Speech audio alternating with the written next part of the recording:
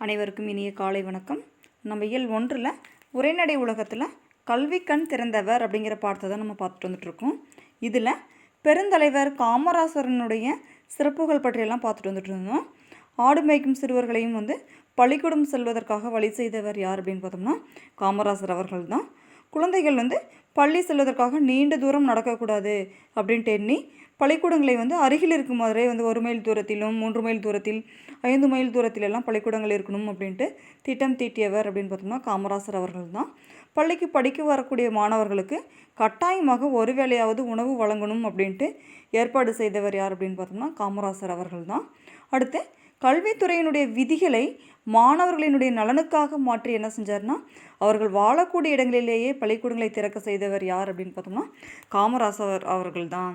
இத்தகைய சிறப்பு வாய்ந்த காமராசர் அவர்களை தான் நம்ம என்னென்னு சொல்கிறோம் அப்படின்னு பார்த்தோம்னா பெருந்தலைவர், படிக்காத மேதை, கர்ம வீரர், கருப்பு காந்தி, ஏழை பங்காளர், தலைவர்களை உருவாக்குபவர் அப்படின்ட்டு இத்தகைய சிறப்பு வாய்ந்தவர், இத்தகைய சிறப்பு பெயர்களுடையவர் அப்படின்னு சொல்லலாம். இவரை தந்தை பெரியார் அவர்கள் கல்வி கண் திறந்தவர் அப்படின்ட்டு பாராட்டி இருப்பார். இத்தகைய பெருமை வாய்ந்த காமராசரினுடைய கல்வி பணிகளை பற்றி பார்க்கலாம் பாருங்கள்.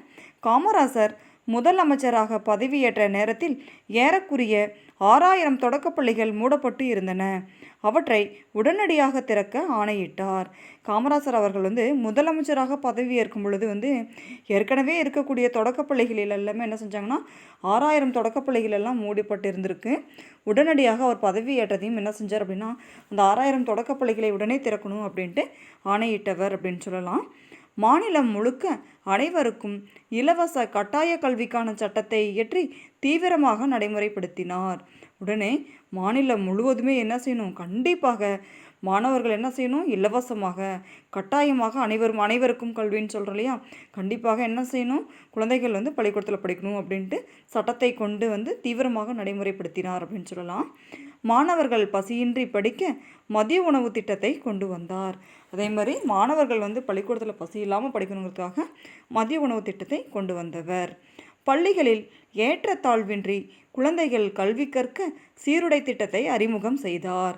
குழந்தைகள் பள்ளிக்கூடத்தில் வேற என்ன செஞ்சாங்க அப்படின்னா சீருடைகள், பள்ளிக்கூடத்தில் ஒரே மாதிரி ஆடைகள் அணிந்தால்தான் என்னென்ன செய்வாங்க, குழந்தைகளுடைய மனசில் ஏற்றத்தாழ்வு இல்லாமல் இருக்கும் அப்படிங்கிறதுக்காக கண்டிப்பாக சீருடைகள் ஒரே மாதிரி சீருடைகள் போட்டால் மாணவர்களுடைய மனதில் என்ன ஆகாதுன்னா ஏற்றத்தாழ்வு ஏற்படாது அப்படிங்கிறதுக்காக சீருடை திட்டத்தை அறிமுகம் செய்தார் அப்படின்னு சொல்லலாம். பள்ளிகளின் வசதிகளை பெருக்க பள்ளி சீரமைப்பு மாநாடுகள் நடத்தினார். பள்ளிக்கூடங்களை பற்றி மாநாடுகள் நடத்தி பள்ளிகளுக்கு என்னென்ன வசதிகள்லாம் வேண்டும் அப்படிங்கிறதுக்காக பள்ளி சீரமைப்பு, பள்ளிகள் ஏற்கனவே இருக்கக்கூடிய பள்ளிகளில் ஏதாவது தேவையான பொருட்களை எல்லாம் இது மாதிரி வழங்கணும் பிடிக்கணுங்கிறதுக்காக பள்ளி சீரமைப்பு மாநாடுகள்லாம் நடத்தினார் அப்படின்னு சொல்லலாம். தமிழ்நாட்டில் பல கிளை நூலகங்களை தொடங்கினார். நூலகங்கள் மாணவர்கள் படிப்பறிவு இருந்தால் மட்டும்தான் இதாகாது, நூல்களில் என்ன செய்யணும், நூலகங்களில் சென்று கட்டாயமாக மாணவர்கள் படிக்கணும் அப்படிங்கிறதுக்காக என்ன செஞ்சார் அப்படின்னு பார்த்தோம்னா தமிழ்நாட்டில் பல்வேறு இடங்களில் என்ன செஞ்சிருப்பார் அப்படின்னு பார்த்தோம்னா நூலகங்களை எல்லாம் நிறுவினார் அப்படின்ட்டு சொல்லலாம். அடுத்து அவருடைய ஆட்சி காலத்தில் என்ன செஞ்சிருப்பார் அப்படின்னு பார்த்தோம்னா மாணவர்கள் உயர்கல்வி பெற பொறியியல் கல்லூரிகள், மருத்துவக் கல்லூரிகள், கால்நடை மருத்துவக் கல்லூரிகள், ஆசிரியர் பயிற்சி நிறுவனங்கள் ஆகியவற்றை புதிதாக தொடங்கினார். கண்டிப்பாக மாணவர்கள் என்ன செய்யணும், பள்ளிக்கூடங்கள் மட்டும் படித்தா போதாது, மேல்நிலை வரைக்கும் படித்தா போதாது, கண்டிப்பாக உயர்நிலை கல்வி பெறணும் அப்படிங்கிறதுக்காக என்ன செஞ்சார் அப்படின்னு பார்த்தோம்னா இது மாதிரி பொறியியல் கல்லூரிகள், மருத்துவக் கல்லூரிகள், கால்நடை மருத்துவக் கல்லூரிகள், ஆசிரியர் பயிற்சி நிறுவனங்கள் எல்லாமே காமராசர் காலத்தில் நிறுவப்பட்டன அப்படின்னு சொல்லலாம். இவ்வாறு கல்வி புரட்சிக்கு வித்திட்டவர் காமராசரே ஆவார். ஒரு நாள் என்ன செஞ்சார் அப்படின்னு பார்த்தோம்னா தொழிலதிபரான வெங்கட்ராமன் அப்படிங்கிறவர் காமராசருடைய தாயார் சிவகாமி அம்மாள் அவர்கள் அவர் வீட்டுக்கு என்ன செஞ்சுருக்கிறாருன்னா விருதுநகரில் வாழ்ந்துட்டு வந்தாங்க இல்லையா, அவங்க காமராசருடைய வீட்டுக்கு ஒரு நாள் தொழிலதிபர் அமைச்சர் போகிறாரு. அப்போ வீட்டுக்கு போகும்போது அங்கே பார்த்தோம் அப்படின்னா அதிகமான வெயில் காலம், ரொம்ப வெயில் காலத்தில் ரொம்ப என்ன செய்யுது அப்படின்னு பார்த்தோம்னா காற்றே இல்லாமல் இருக்குது. அவங்க அம்மா என்ன செய்கிறாங்கன்னா விசிறியால் என்ன செஞ்சிட்ருக்காங்கன்னா காற்று வீசிகிட்டு இருக்காங்க. உடனே தொழிலமைச்சர் அவங்க வீட்டுக்கு போய் அவங்க அம்மாவை பார்த்ததையுமே பார்க்குறாரு, என்னடா விசிறியால் காற்று வச்சுட்ருக்காங்களே, வீட்டில் எதுவுமே மின் விசிறியெல்லாம் இல்லையா அப்படின்ட்டு பார்க்குறாங்க. உடனே எதுவுமே மின்விசிறியெல்லாம் இல்லை. உடனே என்ன செய்கிறாருன்னா ஒருவரை அழைத்து மின்விசிறிகள் வாங்கிட்டு வந்து உடனே என்ன செய்கிறாங்க, அந்த சிவகாமி அம்மாள் வீட்டில் வந்து மாட்டி விட்டு வெங்கட்ராமன் அவர்கள் வந்துடுறாரு. காமராசர் என்ன செய்கிறாருன்னா திடீர்னு ஒரு 2-3 மாதங்கள் கழித்து என்ன செய்கிறாரு, தன்னுடைய வீட்டுக்கு போகிறாரு. அம்மாவை பார்த்துட்டு வரலாம் அப்படின்ட்டு வீட்டுக்கு போகிறாரு. போனதையும் இருக்கிறாரு, பார்க்குறாரு. திடீர்னு அவருடைய கண்ணில் என்ன செய்யுதுன்னா அந்த பொருள் தென்படுது. என்னடா அது புதுசாக இருக்குதே வீட்டில் பொருள் அப்படின்னு பார்க்குறாரு. மின்விசிறி இருக்குது. அப்புறம் உடனே கோபமாக கேட்குறாரு அம்மாக்கிட்ட, இந்த மின்விசிறி எப்படி வந்தது வீட்டுக்கு அப்படின்ட்டு கேட்குறாரு. அதுக்கு அம்மா சொல்கிறாங்க, இது மாதிரி வந்து வெங்கட்ராமன் வந்தாரப்பா, அவர் தான் வந்து மாட்டி விட்டு போயிருக்கிறாரு அப்படின்னு சொல்கிறாங்க. உடனே சொல்கிறாரு, எதற்கு வெங்கட்ராமன் எதுக்கு உங்களுக்கு மாட்டணும்னு, அவருக்கு என்ன உங்கள் மேலே அக்கறை?